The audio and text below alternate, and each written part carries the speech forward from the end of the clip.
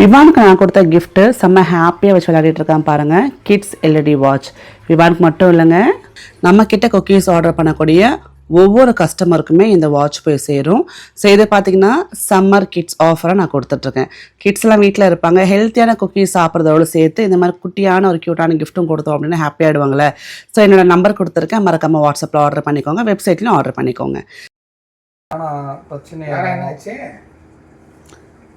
Clara என்னாச்சு? ஒன்றும் இல்லையா? சரி பேசி பேசி என்ன அண்ணா அதை காசு வேஸ்ட் பண்ணுறான் அப்படின்னு சொன்ன என்னது? பேண்ட் வாங்கி கொடுறா நீ. என்ன பண்ணணும்? உன் டைப்பரா? நான் ஏன் அதெல்லாம் பண்ணணும்? எனக்கு பேண்ட் அம்மா வாங்கி கொடுப்பா.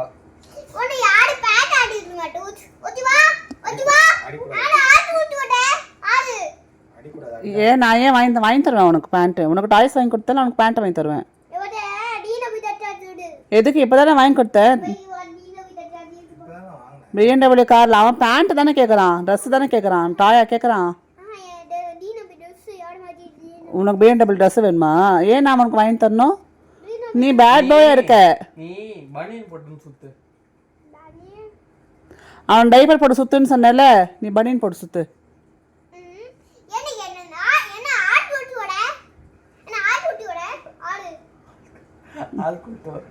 ஆளா? நான் யாரை கூட்டு வந்தேன்? ஆளு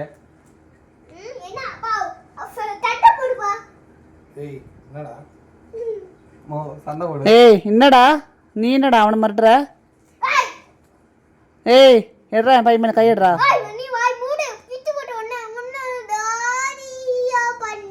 அப்படி பண்ணுவியா? என்ன பண்ணுவடா?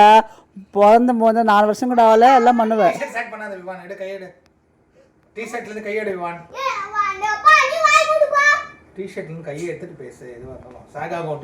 விமான் டிஷர்ட் இருக்கலாம், இதுங்க ஸ்பாயில் பண்ணக்கூடாது. எதுக்கு அவன் காசு தரணும் உனக்கு? இன்னும் ரவுடியா நீ? மிரட்டி காசு வாங்குற? பண்ணுவடா இரு. நைட் டைம்ல கிளாராவை கூப்பிடுறாரு, சுருண்டுன்னு படுப்ப.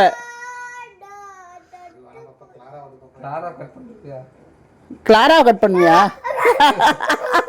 அடா பையன்தான் கோலி பையில.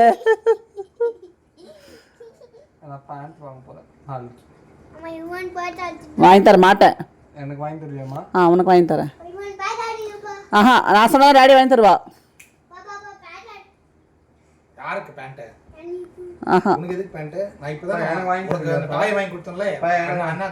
இன்னைக்கு எங்கள் வீட்டில் பிரேக்ஃபாஸ்ட் பார்த்தீங்க அப்படின்னா பீட்ரூட் பூரி தான். ஸோ ரொம்ப சூப்பராக வந்து நம்ம இதை வந்து செஞ்சு குழந்தைங்க கொடுக்கலாம், ஹெல்த்தியாக இருக்கும். ஸோ இந்த மாதிரி ஸ்டாண்ட் மிக்சர் இருந்து தான் நீங்கள் சூப்பராக யூஸ் பண்ணிக்கலாம். இது அகரோ பிராண்டோட ஸ்டாண்ட் மிக்சர், லிங்க் டிஸ்கிரிப்ஷனில் கொடுத்துருக்க, வேணால் வாங்கிக்கோங்க.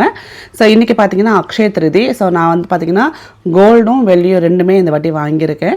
ஸோ ஒவ்வொரு வருஷமே பார்த்தீங்கன்னா நான் வந்து மோஸ்ட்லி வெள்ளி தான் வாங்குவேன். ஸோ இந்த வாட்டி என்னோடய சீட்டு முடிஞ்ச போய் நான் காயின்ஸாக வாங்கி வச்சிருக்கேன். ஸோ அதையும் வந்து நான் சுவாமி கிட்ட வச்சு பூஜை பண்ணி எடுத்து உள்ள வச்சுட்டேன். ஸோ இன்னைக்கு வெள்ளி தங்கம் மட்டும் இல்லாமல் கல்லுப்பு கண்டிப்பாக வாங்கியே ஆகணும். அது மட்டும் இல்லாமல் பார்த்தீங்கன்னா நான் வந்து பச்சரிசி, அப்புறம் பார்த்தீங்க அப்படின்னா பழங்கள், அப்புறம் பார்லி, அப்புறம் வந்து பருப்பு இதெல்லாமே வச்சுருக்கேன்.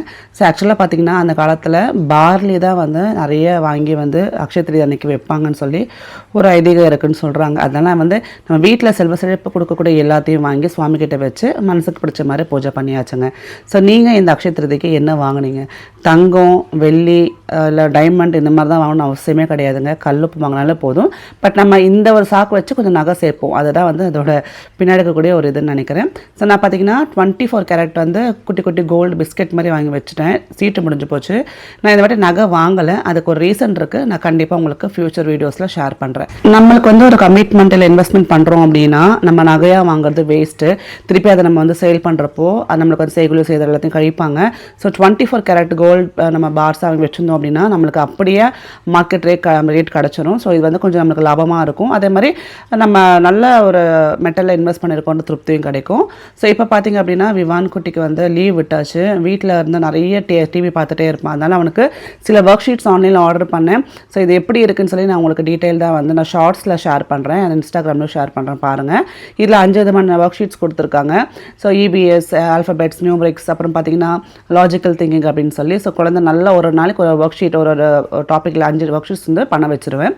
அது மட்டும் இல்லாமல் இப்போ ரேவந்துக்கும் வந்து ஆல்மோஸ்ட் 2 நாள் லீவ் வந்துடும். ஸோ விவானுக்கும் ரேவந்துக்கும் வந்து சரி கொஞ்சம் டாய்ஸ் வாங்கிட்டு வரலாம் விளையாடுற மாதிரி அப்படின்னு சொல்லிட்டு நானும் ஹஸ்பண்டும் கிளம்பணும். சில டாய்ஸ்லாம் ஆன்லைனில் பார்த்துருந்தா சில ஆன்லைனில் ஆர்டர் பண்ணுறத விட நமக்கு தெரிஞ்ச லோக்கல் ஷாப்பில் போய் வாங்கிக்கலாம் அப்படின்னு சொல்லிட்டு அந்த ஆன்லைனில் பார்த்து அதே டாயை வந்து நம்ம லோக்கல் ஷாப்லேயே வந்து போய் வாங்கிட்டோம். இதெல்லாம் பார்த்திங்கன்னா ரேசிங் அந்த கார்லாம் பண்ணுவாங்கள்ல. ஸோ ரேவந்துக்கும் விவானுக்கும் 2 பேருக்குமே உட்காந்து விளையாடிட்டு இருப்பாங்க. அண்ட் விவானுக்கு மெயினாக பார்த்திங்கன்னா நிறைய வந்து அவனுக்கு வீட்டில் இருக்கிறதால போர் அடிக்குது, ஃபோன் அண்ட் டிவி பார்த்துட்டே இருப்பான். ஸோ அதை அவாய்ட் பண்ணுறதுக்காக நிறைய அவனுக்கு வந்து ஆக்டிவிட்டீஸ்க்கு சம்மந்தப்பட்ட பொருட்களும் டாய்ஸும் வாங்கி கொடுத்தா என்கேஜ் பண்ணிகிட்ருக்கோம். அதே மாதிரி நார்மல் ஆக்டிவிட்டியும் வந்து பலூன் வச்சுலாம் பண்ணுறதுக்கு, பால்ஸ் வச்சு பண்ணுறதுக்குலாம் நான் பண்ணிகிட்ருக்கேன். நான் கண்டிப்பாக அதை ஷேர் பண்ணுறேன் எப்படி என்கேஜிங்காக வச்சுக்கலாம் அப்படின்ட்டு. அதே மாதிரி ரேவந்துக்கும் வந்து செஸ் போர்டு வாங்கிட்டு வந்தோம். அவனுக்கு செஸ் ரொம்ப பிடிக்கும். நானும் அவனை தான் விளையாடுவோம். ஸோ நாங்கள் வந்து ஃபோனில் தான் விளையாடிட்டு இருந்தோம். ஸோ அதை வந்து நம்ம கட் பண்ணிவிட்டு ஃபிசிக்கலாக ஒரு கேம் விளையாடணும். நம்ம ஃபிசிக்கலானா வந்து அந்த போர்டோடு விளையாடணுன்றதுனால வந்து இந்த போர்டை வந்து அவனுக்கு வாங்கி கொடுத்தேன். சூப்பராக விளையாடுவான். ரேவந்த் நல்லா கற்றுக்கிட்டான். நான் சொன்னேன் ரேவந்த் வந்து கிளாஸுக்கு போய் எதுவுமே கற்றுக்க மாட்டான்.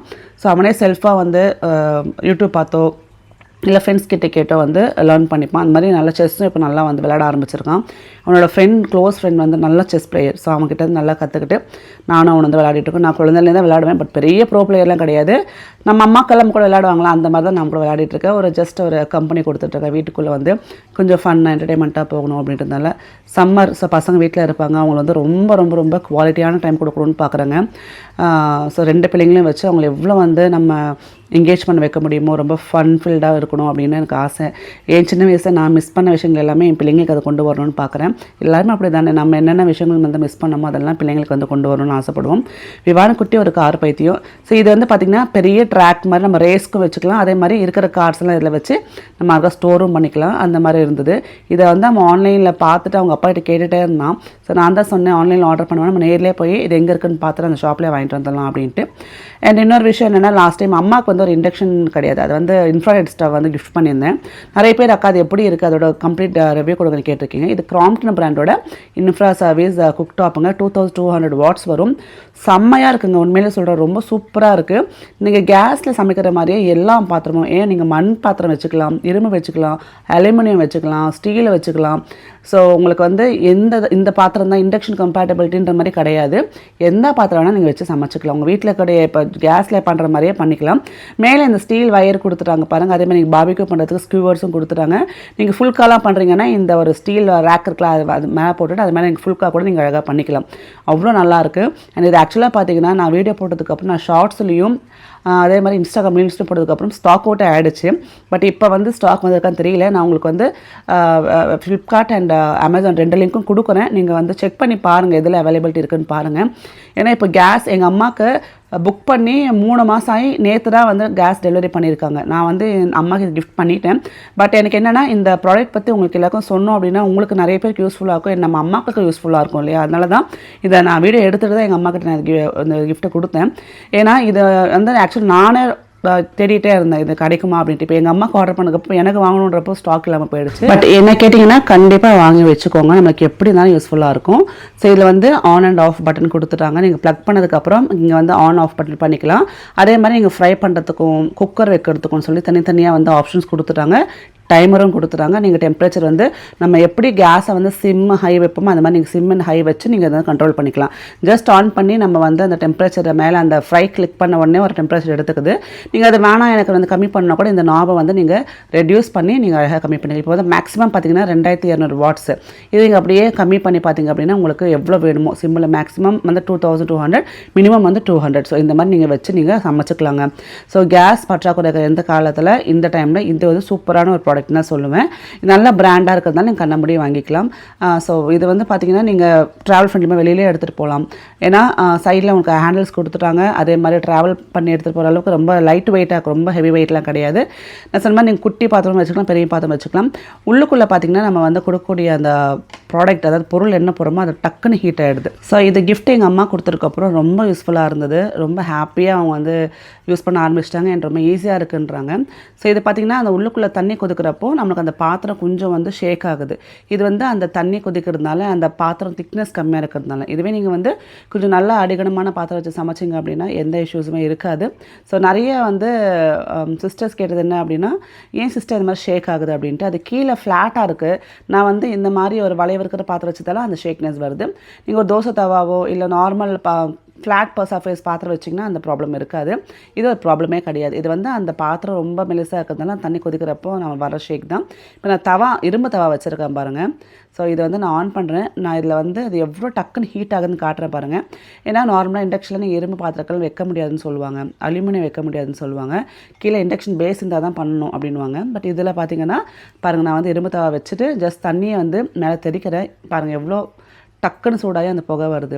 ஸோ உங்களுக்கு வந்து இந்த ப்ராடக்ட் பிடிச்சிருக்கு, உங்களுக்கு யூஸ்ஃபுல்லாக இருக்கும் அப்படின்னா மறக்காமல் வந்து இந்த வீடியோக்கு ஒரு லைக் பண்ணிவிட்டு கீழே கமெண்ட் செக்ஷனில் ரொம்ப வந்து யூஸ்ஃபுல்லாக இருக்கான்னு சொல்லி கமெண்ட் பண்ணுங்கள். இப்போ நான் பாருங்கள் ரொம்ப தக்கையான பாத்திரம் தான் வைக்கிறேன். ரொம்ப அது கீழே வந்து உங்களுக்கு அந்த கான்கேவ் மாதிரி இருக்குது ஷேப்பு, ஆடிட்டே இருக்குது பாருங்கள். இந்த மாதிரி ஃப்ளாட் சர்ஃபேஸில் அது உட்காரத்துக்கு வந்து நமக்கு ஒரு அழகான ஒரு இது இல்லாததுனால அந்த அந்த ஷேக்னஸ் இருக்கும்.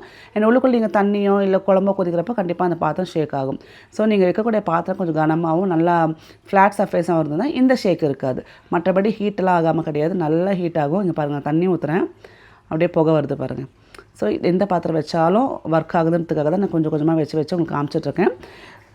ஸோ அவ்வளோதாங்க. இந்த வீடியோ உங்களுக்கு பிடிச்சிருந்தா மறக்காமல் லைக் பண்ணுங்கள், ஷேர் பண்ணுங்கள். ஸோ நெக்ஸ்ட் டைம் வந்து இன்னொன்று நல்ல ஒரு சூப்பரான வீடியோ சந்திக்கிறேன். ஸோ வீடியோ பிடிச்சிருந்தா லைக் பண்ணுங்கள். பாய்.